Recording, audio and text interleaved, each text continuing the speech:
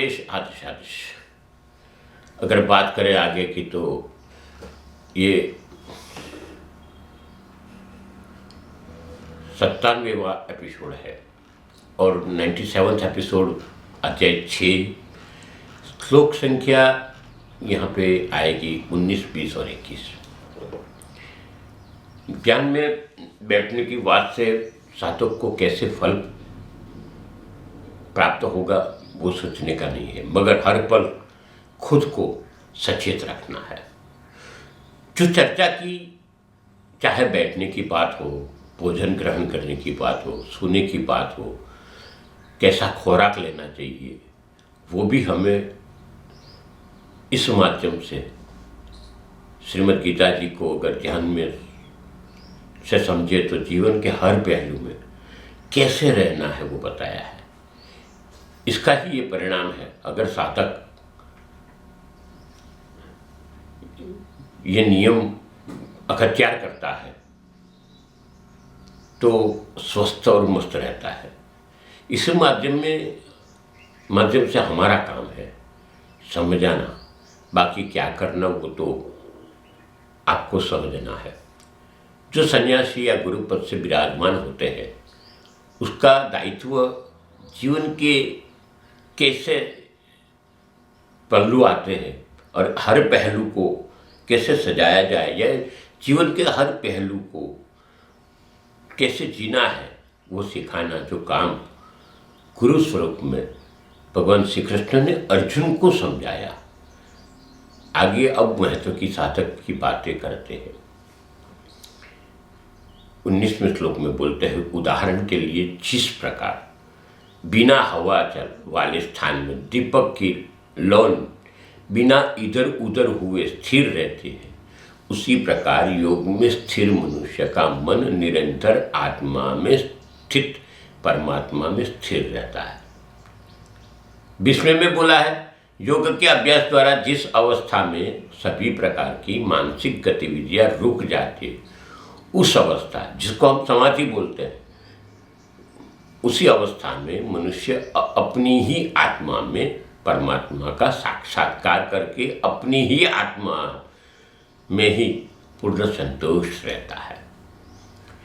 21वें श्लोक में बोला, तब वह अपनी शुद्ध चेतना द्वारा प्राप्त करने योग्य परम आनंद को शरीर में से अलग जानना है और उस अवस्था में परमात्मा में स्थिर रहने वाली हर योगी जो स्थिर रहता है वो हर योगी विचलित नहीं होता। यहाँ मन की स्थिर करने को कहा, मगर पहले आके जो बताया वो रास्ता अपनाना जरूरी है। योग करना, इसके बाद सब जगह से विरक्ति में मन लगाना और ध्यान करना, कीर्तन करना, जप करना, सेवा करना इत्यादि, इसलिए एक उदाहरण लिया गया। अगर इसको याद करें तो यहां बोला है दीपक की ज्योति की बात, मन विचलित रहता है, भागता रहता है, तो वो कैसे भागता है? तो इसके लिए बोला है, जैसे पवन की तरंगे चलती है तो ये तरंगों के अंदर दीपक देखो, दीपक की लो होती है, वो यूं यूं यूं यूं चपकती है, इसे भागता है। मगर इसी जगह पर ज्योत रखी जाए कि जहां पवन की तरंग असर न करे तो दीपक की लो स्थिर हो जाती है, ज्योत स्थिर हो जाती है। इसका मतलब चित्त ब्रह्म से है। स्पंदन रहित वायु की बात करते हैं, वायु तो है ही, वायु नहीं होगा तो दीपक जलेगा नहीं, वो तो हर जगह है, मगर यहां वायु की गति नहीं है। वायु विचार और समाज की बात समझाता है। समाज तो है ही, आप छोड़ नहीं सकते, उसी समाज में रहना है, मगर विचलित कर दे ऐसी परिस्थिति में भी स्थिर रहना है। क्योंकि परिस्थिति तो बदलती रहती है। और मन में प्रश्न खड़ा होता है कि दीपक की ही तुलना क्यों की, मगर इसलिए कि अगर दीपक स्थिर हो जाता है तो इसका प्रकाश भी फैलता है, ज्योत प्रकाश में ही हो जाता है। आप में से कोई रास्ता पाले, आपकी बात है, आप तो आपकी ज्योत तो जल गई, मगर आप में से भी कोई रास्ता पाले, प्रकाश पाएगा और जीवन को धन्य बनाएगा। आप भी एक जगह पे मुकाम के, आप भी माइलस्टोन जिसको बोलते हैं अभी के ज़माने में, मगर आप भी कोई जगह पे अपनी जात को प्रत्यक्ष और या परोक्ष रूप से उदाहरण रूप बनोगे, किसी के लिए राह दर्शक बनोगे। कोई भी इच्छा न रखते हुए सिर्फ और सिर्फ देखो तो खुद को देखो, खुद में ही खो जाओ, यानी आत्मा को ही परमात्मा बनाने की बात है, जिसको समाधि बोलते हैं। कई जगह पर एक समाधि शब्द बोलते हैं, मगर समाधि दो प्रकार की है, एक निर्बीज और एक सबीज। यहां भी बात आती है जिसके अंदर कामना होती है, ये करूंगा तो ये पाऊंगा, तो ये सबीज समाधि है। मगर यहाँ पे बात आती है, यहाँ जो कृष्ण भगवान ने बोला है, भगवान श्री कृष्ण ने बार बार बोला है कि निर्बीज समाधि होनी चाहिए, यानी हमें मन में कोई अपेक्षा नहीं होनी चाहिए, सिर्फ खो जाना है, अपने में ही खो जाना है। इसको पाने को खुद को संतोषी बनाना पड़ेगा। जो मिला इसी से खुश रहो, जो हो रहा है वो भी अच्छा ही हो रहा है, कुदरत जो करेगी वो भी अच्छा ही करेगी। सुख की प्राप्ति तब होगी, यहाँ सुख का मतलब सात्विक सुख की बात बोलती है, मानसिक सुख की बात बोलती है, आत्मा के सुख की बात बोलती है, इंद्रिय सुख की बात नहीं है, आत्मिक सुख की बात बोली है। खुद से ही खुद को सुख पाने की बात है, जिसको परम सुख कहा है।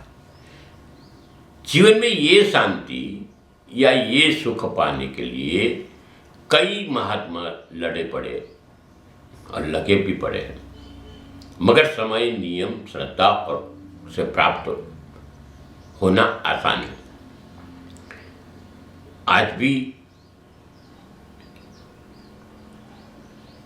बोया, आज भी बोया तो कल फल मिलेगा, वो फूल बेच दूंगा, वो फल चूट लूंगा, वो फूल बेचूंगा, खूब कमाऊंगा, ये भावना यहां पे कतई नहीं चलेगी। इसके कारण शांति की प्राप्ति नहीं होती। फिर से एक बात याद रखना कि बोया पेड़ बबूल का तो आम कहाँ से हुई। मन की शांति के लिए खुद को बहुत ही मजबूत बनाना है, मगर कहाँ से? अपने जीवन की दिनचर्या से। सोना नियमित, जागना नियमित, बैठना नियमित, खाना सात्विक, एक प्रकार से, एक प्रक्रिया से। खुराक भी 3 प्रकार के होते हैं, राजसिक होता है, तामसिक होता है, और अब देखो सात्विक भी होता है। मैंने कई महात्माओं को देखा है, मैंने करपात्री महाराज जी को देखा है, ऐसे कई लोगों को देखा है जिन्होंने बिना कोई स्वाद का खाना खाते थे, नमक भी ना हो, मिर्ची भी ना हो, कुछ चीज हो, पका ली, उसको बॉइल कर दी, खा लिया।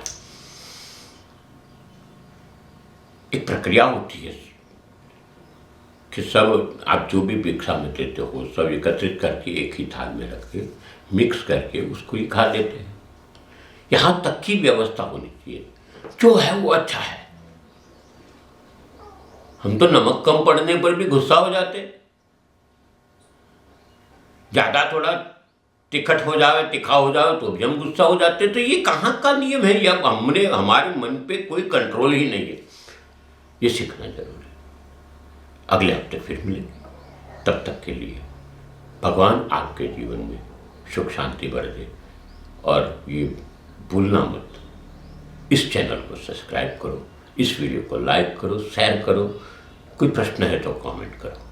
और भगवान श्री कृष्ण और गुरु गोरखनाथ जी आपके जीवन में धन्यता बरतें, ऐसी ही शुभकामना के साथ में अस्तु। शुभ पाओ।